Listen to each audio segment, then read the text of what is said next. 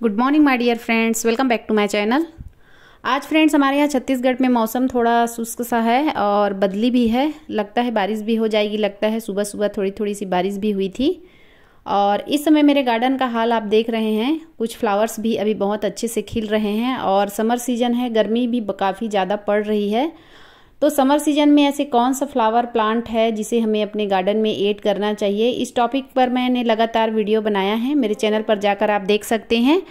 और आज की जो खास टॉपिक है वो एक बहुत ही खूबसूरत समर फ्लावरिंग प्लांट है जो बहुत ही इजी टू ग्रो है, इजी टू मेंटेन है और इसकी कटिंग भी बहुत आसानी से लग जाती है। और एक बार इस प्लांट को यदि आप अपने गार्डन में ऐड करते हैं तो सालों साल ये प्लांट आपके गार्डन में बना रहता है।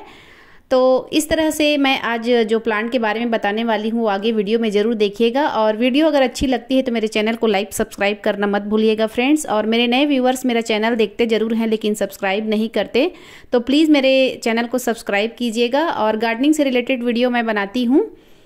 तो देखिए आज का खास टॉपिक जिस प्लांट पर है वो प्लांट का नाम है टोरेनिया। और टोरेनिया मेरे ख्याल से सभी लोग चाहते हैं कि इस प्लांट को ज़रूर हम अपने गार्डन में ऐड करें। बहुत सारे कलर्स आते हैं डबल कलर में और बहुत प्यारे प्यारे से कलर्स होते हैं। तो इस प्लांट को आप नर्सरी से ला सकते हैं।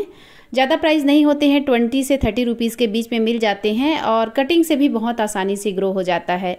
तो टोरेनिया को आप ज़रूर इस समय अगर नर्सरी विजिट करते हैं तो ला सकते हैं। तो समर सीजन में बहुत सारे फ्लावरिंग प्लांट आते हैं नर्सरी में और ऐसे ही प्लांट का हमें चुनाव करना चाहिए जिनका देखभाल जो है ज़्यादा करनी ना पड़े और समर सीजन है जो बहुत अच्छे से इजी टू मेंटेन हो और उसे हम अपने गार्डन में ऐड कर सकें। तो टोरेनिया का जो प्लांट है फ्रेंड्स काफ़ी खूबसूरत फ्लावर्स आते हैं, बहुत हेवी क्वांटिटी में फ्लावर आते हैं। तो आज इसी टॉपिक पर मैं आपको केयर टिप्स बताऊँगी समर सीजन में कैसे हम टोरेनिया की देखभाल करें।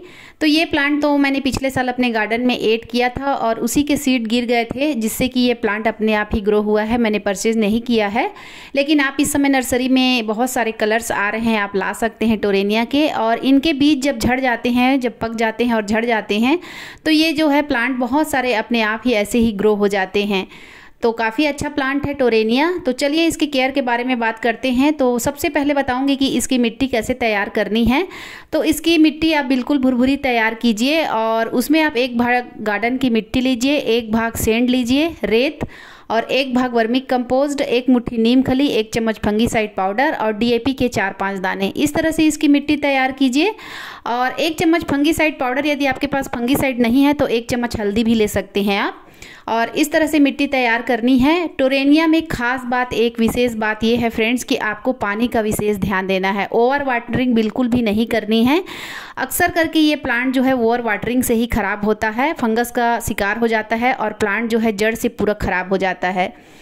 तो इस तरह की मिट्टी बनानी है। कैसे जगह पर प्लेस करना है, तो ज़्यादा अभी इस समय बहुत ज़्यादा गर्मी पड़ रही है तो दिन भर की धूप में इसे मत रखिए। कम से कम 2-3 घंटे की धूप मिलती है या फिर तो ग्रीन नेट के नीचे या आपके गार्डन में जो बड़े बड़े प्लांट हैं उन प्लांट के बीच में इसे रखिए जिससे कि इसे धूप भी लगे और ये आसानी से ग्रो भी हो जाए और अच्छे से इसकी ग्रोथ भी बढ़े। तो देखिए फ्रेंड्स मैंने इतनी छोटी कटिंग ली है और कटिंग का चुनाव आप ऐसा कीजिए कम से कम 3 से 4 इंच की कटिंग हो और कटिंग जो आप ले रहे हैं उसमें इस तरह की कलियां ना हो। अगर इस तरह की कलियां हैं तो उसे आप कट करके कली को हटा दीजिए। और जब भी कोई कटिंग लेते हैं तो ऊपर की टिप वाली कटिंग लीजिए क्योंकि टिप वाली जो कटिंग होती है बहुत जल्दी सक्सेस होती है, बहुत जल्दी उसमें रूट्स आते हैं और ग्रो हो जाती है। तो देखिए इतनी बड़ी मैंने कटिंग ली है और टोरेनिया की कटिंग तो मुझे लगता है एक बच्चा भी लगा लेगा। बहुत ही आसान है, कहीं पर भी इसे आप बगैर एलोवेरा, बगैर हल्दी, बगैर फंगीसाइड के आप कहीं पर भी मिट्टी में दबा देते हैं ना तो बहुत आसानी से ग्रो हो जाती है। तो इतनी छोटी कटिंग लेकर आप जो है हाफ पार्ट मिट्टी और हाफ पार्ट सैंड ले लीजिए और उसमें ग्रो कर दीजिए। जब भी कटिंग लगाते हैं तो उसमें कोई फर्टिलाइज़र देने की ज़रूरत नहीं पड़ती। आधा भाग मिट्टी और आधा भाग रेत लेकर मिक्स कर लीजिए और उसी में इसकी कटिंग लगाइए और ऊपर की टिप वाली ही कटिंग लीजिए तो बहुत आसानी से ग्रो हो जाती है। और कटिंग जब भी किसी प्लांट की लगाते हैं, चाहे टोरेनिया हो, चाहे कोई भी प्लांट हो और कोई भी सीजन हो, तो उसे कम से कम 4 से 5 दिनों तक आप शेड एरिया में रखिए। देखिए रिबन ग्रास का छोटा सा पॉट है और इसी में मैं बगैर एलोवेरा का इस्तेमाल किए बस ऐसे ही कटिंग मैं लगा दे रही हूँ और इसकी अपडेट भी आप लोग से शेयर करूँगी। ये बहुत आसानी से ग्रो हो जाएगी। बस मिट्टी में होल बना लेना है और कटिंग को रख देना है। टोरेनिया की कटिंग लेते हैं आप तो जितनी भी कटिंग कटिंग लेते हैं आप 4 से 5 इंच या 3 से 4 इंच की कटिंग, तो उसकी नीचे की जो ब्रांच की नीची पत्तियां हैं, जो 2-3 पत्तियां हैं, उसे हटा दीजिए, जिससे कि वहाँ से रूट्स बनेंगी, वहाँ से जड़ें निकलेंगी। तो इस तरह से इसे आप कटिंग से भी ग्रो कर सकते हैं। इनके बीज भी आते हैं। अभी मेरे प्लांट में तो बीज बने नहीं हैं, नहीं तो मैं आपको बीज दिखाती। बहुत ही बारीक बारीक, जैसे पिटूनिया के बीज होते हैं उसी तरह इसके भी बीज बिल्कुल बारीक से होते हैं। तो बीज से भी आप बहुत ही आसानी से टोरेनिया के प्लांट आप ग्रो कर सकते हैं। तो ये तो हो गई फ्रेंड्स कटिंग लगाने की बात। पानी की भी बातें हम कर चुके हैं, कैसे जगह पर प्लेस करना है ये भी मैंने बता दिया है। तो चलिए आते हैं फर्टिलाइज़र पर कि किस तरह का फर्टिलाइज़र हमें अपने प्लांट को देना है। तो फर्टिलाइज़र मैं अपने प्लांट को अभी तक तो दे रही थी सरसों खली, नीम खली का लिक्विड फर्टिलाइज़र। चूँकि समर है तो समर में मैं इन्हें देती हूँ वर्मी कंपोस्ट का लिक्विड फर्टिलाइज़र। और अभी मैंने एक बार बनाना पील्स का लिक्विड फर्टिलाइज़र भी दिया था, जब सारे प्लांट को मैंने अप्लाई किया था तो इसे भी अप्लाई किया था। टोरेनिया के प्लांट को फ्रेंड्स आप वर्मी कंपोस्ट जो है उसे रात भर भिगा दीजिए और सुबह जो है दूसरे दिन 24 घंटे के बाद इस प्लांट में अप्लाई कीजिए। काफ़ी अच्छा रिजल्ट मिलता है। और यदि आप लिक्विड फर्टिलाइज़र नहीं देना चाहते तो पाउडर फॉर्म में भी 1 मुट्ठी वर्मी कंपोस्ट डालकर गुड़ाई कर सकते हैं। अभी समर सीजन में हम अपने घरों पर फल ज़्यादा लेकर आते हैं, फल सभी के घर में आते हैं। तो जो केले अगर आप लेकर आते हैं या कोई भी फ्रूट्स लेकर आते हैं, उनके छिलकों को भी आप लिक्विड फर्टिलाइज़र बनाकर दे सकते हैं।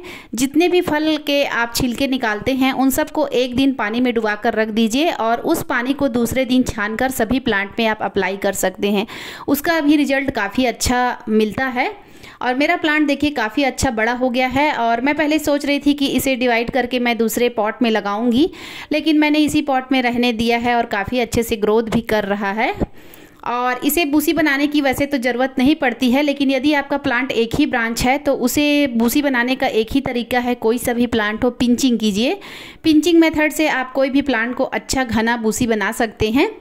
इसमें इंसेक्ट अटैक तो कोई भी नहीं होते हैं। मेरे प्लांट में अभी तक कोई भी ऐसा इंसेक्ट अटैक नहीं हुआ है। लेकिन यदि एक किसी प्लांट के संपर्क में आता है तो मिली बग्स या छोटे छोटे काले पीले कीड़े हो जाते हैं। तो नीम ऑयल का स्प्रे करते रहिए। हमेशा अपने गार्डन में 15 से 20 दिनों में एक बार नीम ऑयल का स्प्रे ज़रूर कीजिए फ्रेंड्स।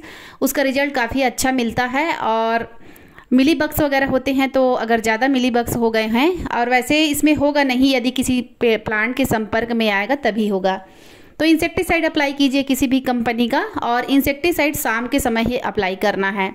तो टोरेनिया में ऐसी कोई परेशानियां नहीं होती है, अभी तक मेरे प्लांट में तो नहीं हुए हैं। तो इस तरह की मैं अपने प्लांट की देखभाल करती हूँ। और अभी समर सीजन है तो समर सीजन में फ्रेंड्स मैं आपको यही कहूँगी कि अच्छे से सावरिंग कीजिए। जब भी सारे प्लांट को आप पानी देते हैं तो अच्छे से पत्तियों को भी नहलाइए, अच्छे से सावरिंग कीजिए, जिससे कि कीड़े मकोड़े होंगे वो भी भाग जाते हैं और इनकी ग्रोथ काफ़ी अच्छी होती है। कोई भी प्लांट को अच्छे से उनकी ग्रोथ लानी है तो उसको अच्छे से सावरिंग करना बहुत ज़रूरी होता है। ख़ास तौर पे जब हम बारिश के दिनों में देखते हैं और अपने गार्डन में, तो हमारे प्लांट जो है काफ़ी अच्छे से ग्रोथ करते हैं। उसका रीज़न वही होता है,